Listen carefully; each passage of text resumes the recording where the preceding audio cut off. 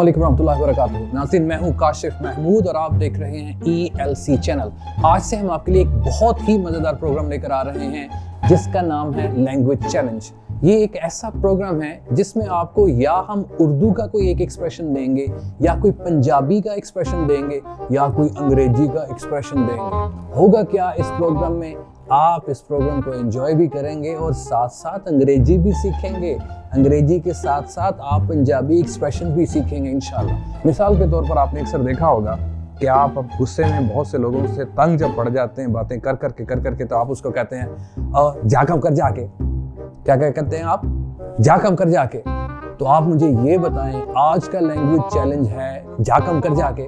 इसको अंग्रेज ने अपनी जुबान में कहना हो तो कैसे कहेंगे? जल्दी से इसकी ट्रांसलेशन या इसको अंग्रेजी में करके तर्जुमा इसका हमें भेजिए।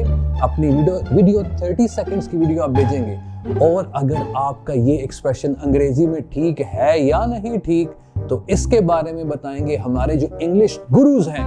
ELC के इंग्लिश गुरु देख सकते हैं हमारे ब्रूस गिल साहब, इंग्लिश के एक्सपर्ट हैं, हिमालयस कॉलेज के डीन ऑफ इंग्लिश डिपार्टमेंट हैं। ये बताएंगे कि आपका एक्सप्रेशन ठीक है या नहीं ठीक। और दूसरी तरफ आप देख सकते हैं कि हमारे इंग्लिश गुरु हैं डॉक्टर जैन।